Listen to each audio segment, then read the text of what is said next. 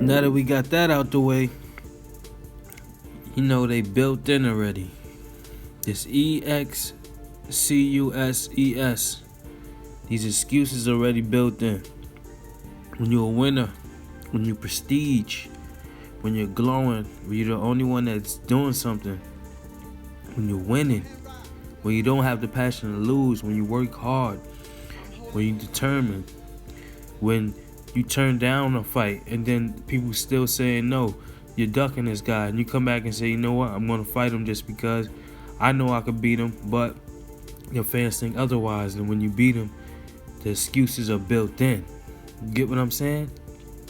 For Bud Crawford, the excuses are built in. For guys like this who's on a path to become great, undisputed champions in multiple weight divisions, this is what happens. The excuses are already built in. So be prepared and know this is part of the game. It's coming with the game. No matter how you slice it or dice it, no matter how great your story is, no matter where you came from, the streets, and you made it out to become a boxer, a successful one at that, a guy who got shot in the head, troubles on the street, to, conveying it over to boxing, become the undisputed champion, and having your first fight at a new division, such a rich division, the welterweight division, against a champion. Chance to win another strap and another moment closer to becoming undisputed at another weight class. She got famous athletics. Terence Bud Crawford will never get his just due. One of the most talented fighters. And I feel where he came from. When he was blurting out at the media and at the fighters. This is what we like to see. This is the culture. This is the street culture blended in, mixed with the boxing culture.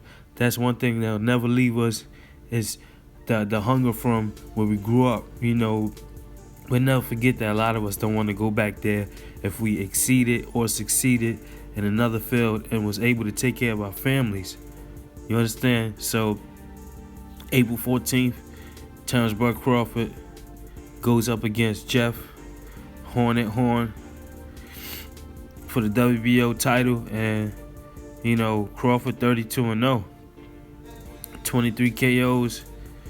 Jeff Horn 18-0, 12 KOs.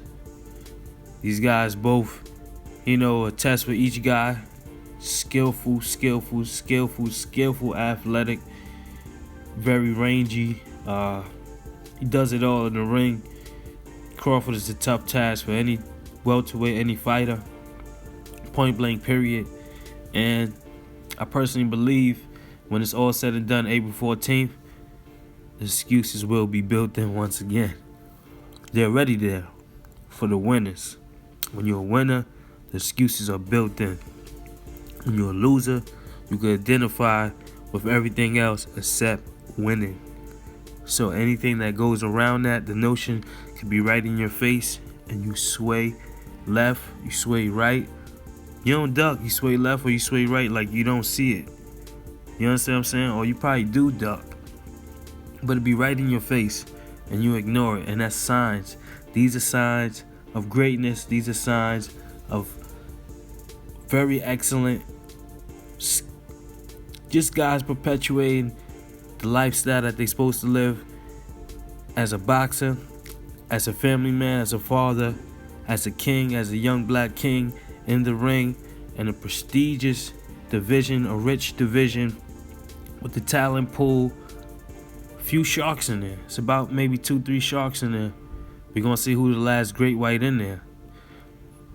You can convey this to the jungle. It's 3 lions left. 2 lions left. Or at least 2 lions with heart. With a lot of heart. That want to go up against each other. That's the inevitable. Bud Crawford, we're gonna see what you bring to the table April 14th. Once again, the excuses will be built in. Once the inevitable happens, Bob Arum said it himself. Why wouldn't I make Terence Crawford versus Earl Spence? That's the headline, that article, the article read on Boxing Scene. The Boxing Scene article reads, Arum why wouldn't I make Terence Crawford versus Errol Spence? So the winner of that fight, you know, the excuse will be built in as well. And both these guys are winners, but the excuse will be built in as well. No one will give either a fair shake if one loses. If one loses, I can see the fan base of the other making excuses why the guy lost instead of it was a good fight. It's always like this because boxing is emotional. Boxing is something we feed off. We wake up every day and try to see if there's any news to break it, to put on a post feed or whatever the case may be. But speaking of that, news is news. It's going to get out there, but it's how you convey it, how you convey your news, how you convey your audience. Do people want to hear you break it? What's your take on the news? So, you know, I choose quality over quantity. I can make a whole bunch of videos, but I'd rather take my time, give the points that I want to give, and keep putting out this dope quality that I always put out, and there's nothing more to it, you know. So I'm not going to get in or go in on that boxing scene article that Bob Arum got for Crawford and Spence. The fight is not going to happen until next year, most likely. So we'll get there until then, but the excuses will be built in. She got Famous Athletics. Everything's a sport. So here's my sportsmanship award. And just like that, Famous is gone. And when I beat him, I don't want to hear nothing. And it's a fight. Because I'm kind of pissed off that y'all disrespecting me like that. I'm kind of pissed off y'all disrespecting me like that. Now, Garcias, the Lomachinkos, the Spences, the Keith Thurmans, the other Garcias, the Mikeys, and all that, whoever, it doesn't matter.